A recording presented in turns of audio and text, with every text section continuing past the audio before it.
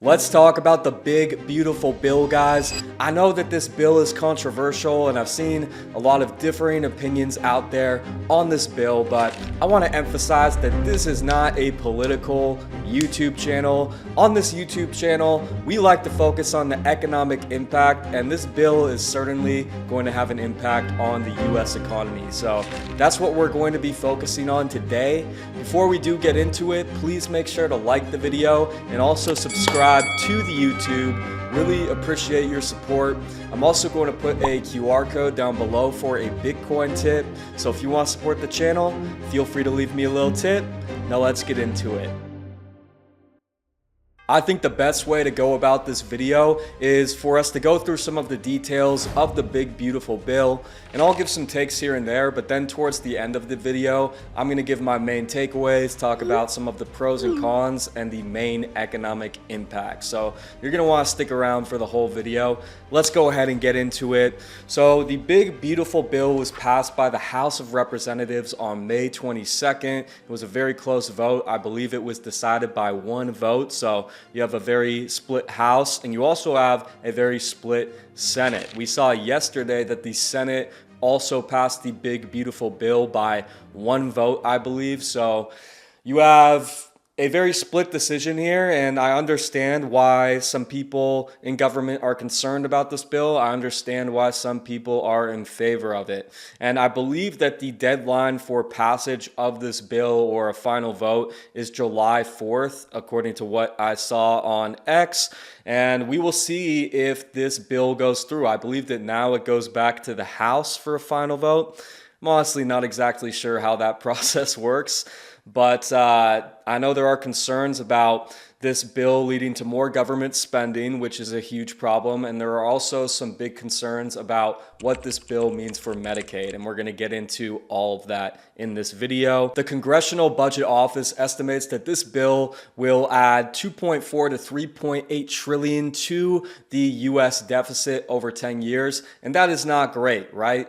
That is a main concern with this bill, is that it's going to lead to more government spending, and with that it's going to worsen this US national debt problem. And if we just look at that, 2.4 to 3.8 trillion added to the deficit, we know what that's going to mean for the dollar. That's going to mean more dollar inflation, as these deficits are really the driving force behind inflation. When we spend more than we make, it means that the US government has to issue more debt to pay off their previous debts. And when nobody wants to buy the debt, the government buys the debt by printing money. And that's why we get inflation. So we can look at that and just think inflationary.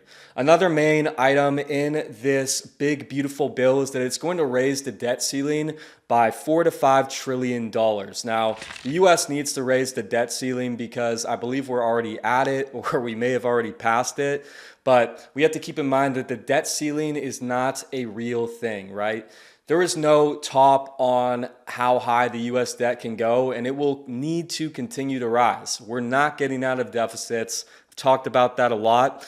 And, you know, one of my main concerns with this big beautiful bill is that with the debt ceiling getting raised by potentially $5 trillion, that's going to open a pathway to more government spending, which is the main driver behind inflation. So there are some very inflationary aspects to this bill, and I think that's a good reason for people to get into hard assets like Bitcoin, and we're going to talk about that later. A main theme of this bill is tax cuts and tax deductions. President Trump is a big proponent of lower taxes. Now, some people might think that's because he is a wealthier man and maybe he wants lower taxes for himself and his friends, and that's probably true.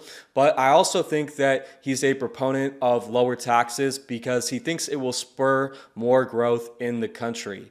When there are lower taxes, that means that the free market gets to allocate that extra money, those resources, and I think that the free market does a much better job of that than the government. When the government overtaxes the economy, they kind of suffocate the economy a little bit. They take that money out and they try to reallocate it. And I don't think the government does a very good job of that. So I do kind of like this idea, because when we look at the fiscal situation of the United States, I don't think we can get out of it. But if there's any way to attack it, you're going to need to have more growth. So by lowering taxes, the idea here is that it will lead to a higher GDP. And even though you have a lower tax rate, you're still getting more tax receipts in the end. Now, that may take time for us to see that happen, but I do like the idea here. So if this bill is passed, it will extend the lower individual income tax rates that were implemented in the 2017 Tax Cuts and Jobs Act. This bill also includes no tax on tips and overtime, which I know some people will be happy about. Maybe that's just a ploy to get more support for this administration. We also have seen a good amount of tax deductions included in this bill. I'll cover a couple here. So there's the Section 199A deduction, which increases the small business qualified business income deduction from 20% to 23%.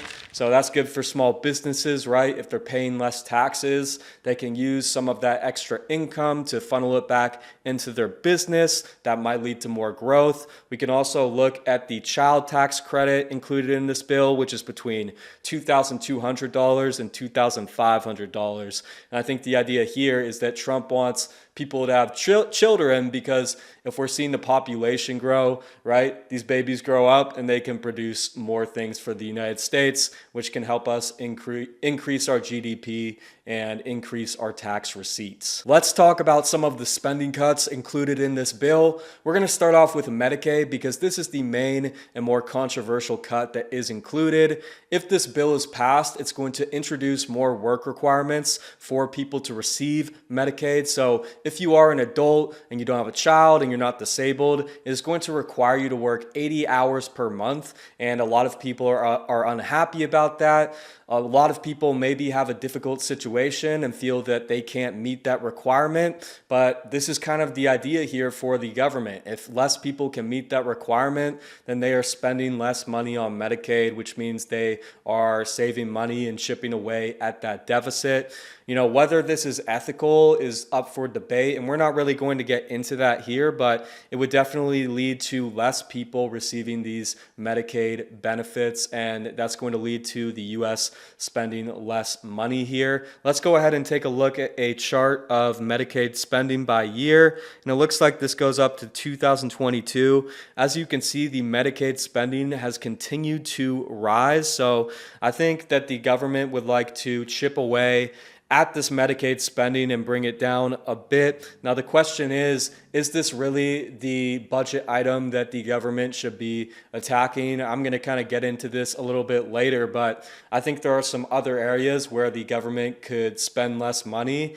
The big one is Social Security. I know people would be unhappy about that as well, but you just think about Medicaid and how much people rely on this, and you question whether this is where the government should really be cutting. But like I said, we're not going to get into that. We also saw that this bill is going to introduce more requirements for the SNAP program or food stamps. So I believe it's kind of similar to Medicaid. You might need to work a little bit more in order to get these benefits. And this is another area where, you know, I get this is a place where the U.S. can save money, but I don't think it's one of those main budget items. So I don't think that this spending cut is really going to benefit the U.S. fiscal situation too much. It looks like in 2024 for the fiscal year, the US spent $100.3 billion on food stamps. So while that is significant, it's not a huge budget item, but who knows, if the US can save a little bit of money here, maybe it's a good idea. But you also think about the fact that people do rely on this program. Another thing we've seen included in this bill is that it will eliminate the clean energy tax credits that were implemented in the Inflation Reduction Act. And I'm not sure how I feel about this one. I think that clean energy is probably something we should be investing in as a country. I think we want to see solar energy grow here. I think we want to see electric vehicles grow here. And by eliminating this tax credit, I think we're kind of taking away from that investment, right? Maybe this is an incentive that we should keep in place. But according to the Congressional Budget Office, the elimination of these tax credits could save the US 488 billion over a 10-year period. But I'm just thinking about all the growth that we could see here, all the production that we could see if we do invest in clean energy. So this is an item that I'm a little bit torn on, and I think that really we should be investing in clean energy, not taking away from it. I know that Elon is not happy about this. We have seen Elon be very outspoken against this big, beautiful bill, but I think this is maybe the main reason why he thinks that this bill is fiscally irresponsible. And I think you could say that it is in a lot of ways, but I definitely think he's not happy about this taking away from investment in his company and the clean energy space. And Elon actually posted on X the other day that he wants to form a new party if this bill is passed, the America Party. So we'll see if he can get people to join that if this bill is passed. But I think you have a lot of people on both sides of the aisle who are not too happy with Elon and just kind of like over him in general. But I think there's no arguing that he is a very smart and brilliant man in a lot of ways, but I doubt that we'll see this America Party happen. When it comes to the spending included in this bill, it looks like there's two main areas where we're seeing a good amount of additional spending, and those areas are immigration and defense. If we look at immigration, it looks like there's going to be 170 billion in additional spending if this bill is passed, and that spending is going to be spent on border security. It's going to be spent on immigration enforcement. It looks like 50 billion will be spent on border wall construction, 45 billion for ICE detention facilities, and then there's some other items as well. And looking at the spending, I just wonder if this is going to lead to more economic growth for the United States. When you look at immigration, yes, a lot of people have come here illegally, but I'm sure that a lot of these illegal immigrants are actually contributing to the overall production here. Now, not all of them are, and I'm sure that there are a lot of illegal immigrants who are bringing in drugs maybe or contributing to crime. So maybe the goal here is not economic growth for the Trump administration. Maybe it is safety in America and just more accountability. But I was just thinking about that, if this spending is really going to benefit the economy. But maybe there is another goal here for the Trump administration. We can also look at national security and defense. It looks like an additional 150 billion will be spent on military enhancements if the bill is passed. And you look at defense spending, we spend a lot on defense, but we also have some pretty big conflicts going on around the globe. It looks like a couple of these conflicts are kind of coming, easing down a bit, or, we just saw that ceasefire last week. But I understand why the US wants to be strong when it comes to our military. If we look at the fiscal year for 2024, the US spent 1.4 trillion on defense. So, I know that we want to be the strongest country out there, but we also need to consider the fiscal impacts of this and the fact that it will contribute to the deficit. So these are the two main items where we're seeing increased spending. We're also going to see 25 billion spent for rural hospital support. So this is kind of meant to offset some of those Medicaid cuts. This bill also includes spending on savings accounts for kids born between 2024 and 2028. And the idea here, like the child tax credit, is to incentivize people to have more kids. Trump believes that if we're having more babies, it's going to lead to more production in the long term. And if we look at birth rates in the United States, they've actually been declining over the past couple of decades here, which is a little bit alarming. And I actually think a lot of that has to do with the fact that it's just not very affordable for people to have a kid right now, right? You're seeing people have kids later in life. And Trump wants to put this incentive out there to, kind of flip the script here and get our birth rates going higher. So in 2007, we saw 4.3 million births in the US. And in 2022, we saw 3.67 million births. So we've seen birth rates declining. That's not great. And if we did see this bill get passed and we did get these savings accounts implemented, it actually wouldn't be a huge expense. If we take that 3.67 million births figure from 2022 and we multiply it by $1,000, it would be a $3.67 billion expense. So this is just kind of like an interesting little expenditure that is included in this big beautiful bill, but in some ways I get it, right? If we can increase birth rates and put an incentive out there, then maybe that's going to help the US out long term. So we'll see how that works out in 20 years from now. Let's get into some of my main takeaways from the big beautiful bill. If we're looking at pros, I think the main pro is that there are some incentives included in this bill that could boost production here in the US. And the main one that I look at are these tax cuts and these tax deductions. I do think that if you have lower taxes and you let the free market reallocate that wealth, reallocate the money and the resources, it does lead to more production in the long term. Now, the question is, how long is this going to take for us to see an increase in GDP, right? These tax cuts, these deductions, they take time to really hit the economy, typically a couple of years. So in the short term, if we don't see a significant increase in production, maybe we see less tax receipts, right? We see less income for the government, and that could lead to wider deficits, making our problem worse. So that's something to think about, right? This may not look good immediately, and who knows, maybe by the time we start to see some progress and a boost in GDP from these tax cuts, it will be a new administration and these tax cuts could get reverted. So that's something I think about, right? How long is this going to take and what is it going to mean in the short term? Looking at some of the spending cuts included in this bill, it looks like they're not very substantial, and it also looks like they're being offset by additional expenditures when we look at the additional spending when it comes to immigration and national defense. I also think that maybe the government is looking at the wrong place to cut spending. We do spend a good amount on Medicaid, so I understand wanting to lower this spending for this program. When it comes to SNAP, I think this is a program that a lot of people rely on. It's also maybe a program where the US doesn't spend a ton of money, right?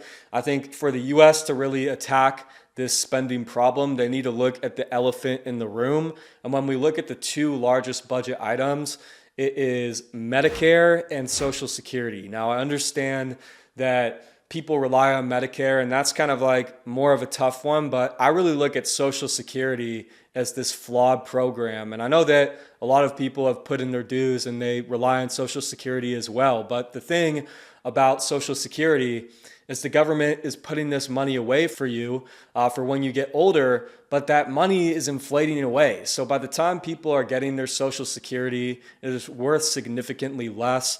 The US is spending a ton on this program when it's really fundamentally flawed and leading to wider deficits and increasing the national debt.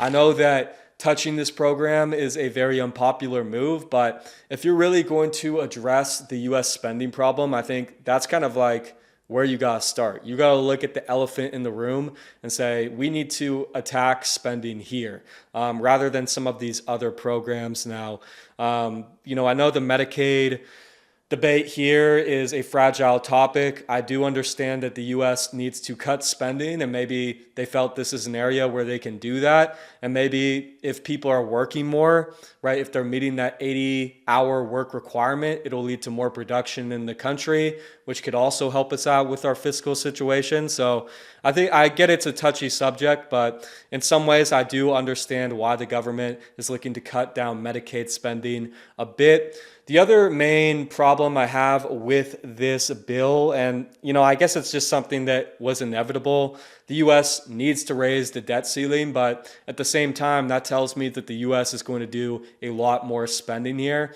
And to be honest, they have to do spending, right? They have to spend more money in order to pay off their previous debts. That's the main expenditure that they have to pay. So Obviously, they had to raise the debt ceiling, but we know that this is going to lead to more inflation in the end. It's going to lead to wider deficits, more debt, and that's all going to be bad for the dollar. And I think my main takeaway with this whole big, beautiful bill is that in the end, it will be inflationary. It's more government spending, and it's another reason to get into hard, scarce, uncorrelated assets. And you know what the best hard, scarce, uncorrelated asset is? It's Bitcoin. I do think that this government spending is going to push Bitcoin a lot higher. It'll probably push other assets higher, but looking at Bitcoin, it is the scarcest and hardest form of money out there, and I think it's going to be the best beneficiary of this government spending and this dollar inflation. So I think that's where you want to be. We will see if this big, beautiful bill gets passed. That's going to wrap it up for this one. If you didn't like and subscribe, please make sure to do that now. Thanks for watching. I'll be back soon.